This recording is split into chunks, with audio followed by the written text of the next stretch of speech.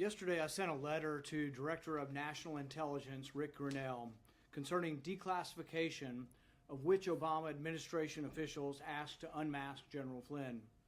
Today, I received the shocking answer that Vice President Biden and more than a dozen Obama administration officials requested and received the power to unmask General Flynn during his phone call with the Russian ambassador. The fact that Vice President Biden and all of the president's inner circle, President Obama's inner circle, individually requested to unmask General Flynn is very troubling. In addition to Vice President Biden, James Clapper, James Comey, John Brennan, Samantha Powers, and the President's Chief of Staff all individually asked to unmask General Flynn and to listen to his phone conversation. Intriguingly, a dozen more administration officials all chose to unmask General Flynn. Why is this important? Unmasking involves revealing the identity of an American's private phone conversation without a constitutional warrant to eavesdrop on that conversation. What makes this even more troubling is that this American was a high-ranking advisor to an incoming president of the opposite party. This is incredibly troubling and shocking that the previous administration, under President Obama, under Vice President Biden's specific instruction, was eavesdropping on an American and an American advisor to the next president. If Vice President Biden and the president's inner circle of advisors were all listening to a senior Trump administration advisor's private phone conversation, this would amount to a serious abuse of power. The only question remains is, what did President Obama know and when did he know it? Each of these officials need to be asked if and when they discussed this information with President Obama and what he advised they do with the information. The question that an FBI agent scrawled in the margin of Flynn's file should be asked of Vice President Biden. Should we try? This is coming to Biden. Is this something that Biden and the president discussed? Should they try to entrap Flynn on a Logan Act violation, or should we try to get him to lie? If this was the intention, and this was discussed by Vice President Biden with President Obama and other high-ranking officials, this is incredibly troubling. This question absolutely must be investigated. That's why today I'm inviting the Director of National Intelligence to come to testify next week on these troubling, declassified documents that now show that Vice President Biden and virtually the entire top echelon of the administration of President Obama was listening to an American's conversation without a constitutional warrant, unmasking him, and listening to a top advisor of an incoming president of the opposite party. This is incredibly troubling. We have the documents here of our letters to Attorney General Barr, Director of National Intelligence Rick Grenell, and we also have the documents listing all of the names. There are at least a dozen other names in addition to Vice President Biden, but I think it's important that we finally have this information on the record. There's been much conjecture in recent days that President Obama was specifically directing this. We now know at the very least Vice President Biden was in this up to his eyeballs. Yes? If this happens to a current president, this would be an impeachable offense, if not criminal offense. Can you imagine? Yeah. Would you like to see criminal charges be brought against them? I think we need to get to the bottom of this, and I think the first thing is to interview under oath the Director of National Intelligence and get to the bottom of what goes on with unmasking. How unusual is this that the entire upper echelon individually, it wasn't like one request for this, there were dozens of requests. Almost everybody in President Obama's top circle wanted to see this and wanted to listen to this conversation. But this is troubling because this isn't about national security. This is about eavesdropping on your opponent and eavesdropping on the new president's top advisors. So this is very, very troubling, and this was being led at least by Vice President Biden, if not the president. And we need to get to the bottom of it to make sure this never happens again, because really, for the average American, they're worried that this could happen to a top general like General Flynn. But can you imagine this power being unharnessed on an ordinary American? How would we defend ourselves? Senator Paul, can you explain what was the most likely scenario here? That there was a an intercepted call. The transcript was then circulated among senior staff, and then the various senior staff requested to know who was on the call. I mean, what is the most likely scenario as to why these names are on the list, or how this? Well, I think I think that's an important question. The way I read it is it looks like each of these administration officials actually individually requested to listen to this conversation. So it wasn't like someone says, well, why don't we have somebody go listen to this and send a transcript around? Sounds like each of these people individually did.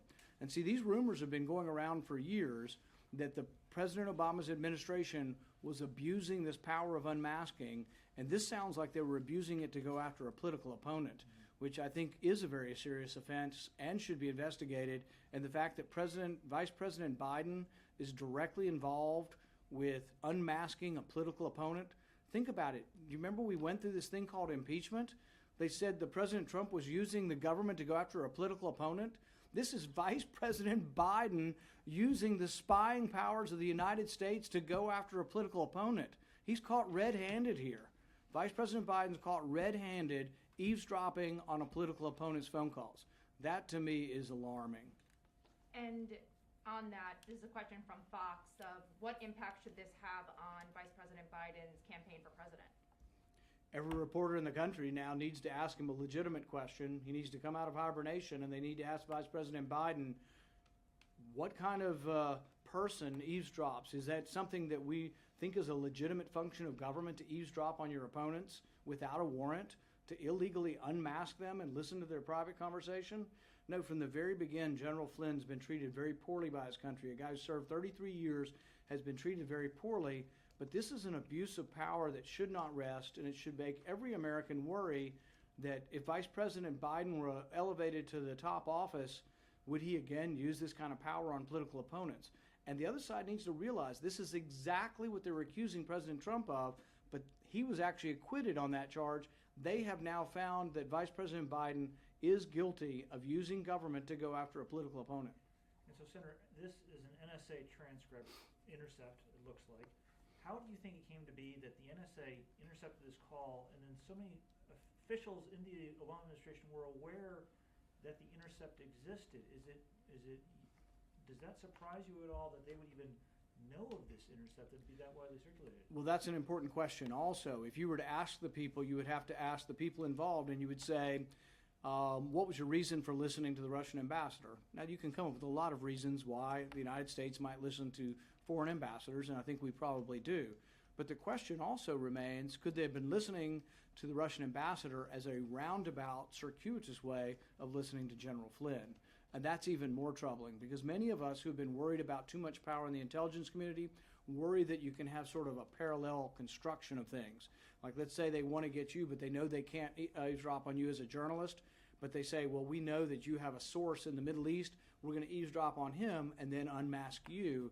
But then maybe they can damage you. They can't maybe use that information in a court, but maybe they can leak that to something. Maybe it's about something personal in your life that they could use to damage you.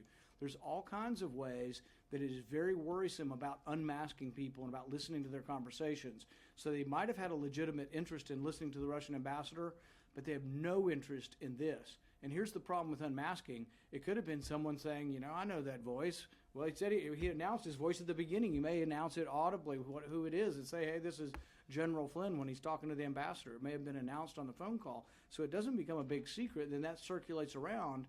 But what happens in government, if some people have bias and they say this is juicy information, we could use this, then it may start that way.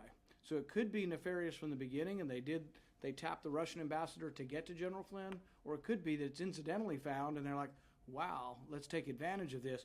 But it looks like President Obama's administration was lapping this up, you know, and using this to go after a political opponent. This is very, very damning. So Fox also just wanted to follow up and ask, what makes you so sure about Biden, as Grassley and Johnson just said, potentially involved with these documents? And the documents that we've passed out to you, and you're welcome to take pictures of, say that Vice President Biden did access and unmask General Flynn, and that means that he either personally had to sign a document to unmask him. I mean, these are questions we can get better to the specifics of by talking to the Director of National Intelligence about how the process works. But there's a list of people: President Obama's Chief of Staff, Vice President Biden, James Clapper, James Comey, John Brennan. It sounds like the entire upper circle, Samantha Powers of President Obama, was listening to this and realized they did not have permission to listen to General Flynn. You have to get a warrant to listen to an American's conversation, and this is not just any American. This is an American who is your political opponent. Vice President Biden accessed the identity and the private conversation of a political opponent.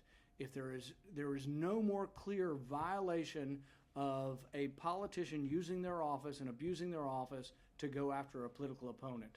And I think he's caught red-handed here. And I'm very thankful that this has been declassified so we can get to the truth of the matter. Senator, how will this play into the ongoing debate over surveillance that's going on right now? Right. And I think that's an important question because really I'd like to see real reform, not just making people pay a penalty for abusing the power. I'd like to see the power go away. I have an amendment that would say this, that the FISA court, which doesn't really use the Constitution, the FISA uses a standard that you have to have probable cause not of a crime, which it says in the Fourth Amendment. It says you have to have probable cause that you're connected to a government.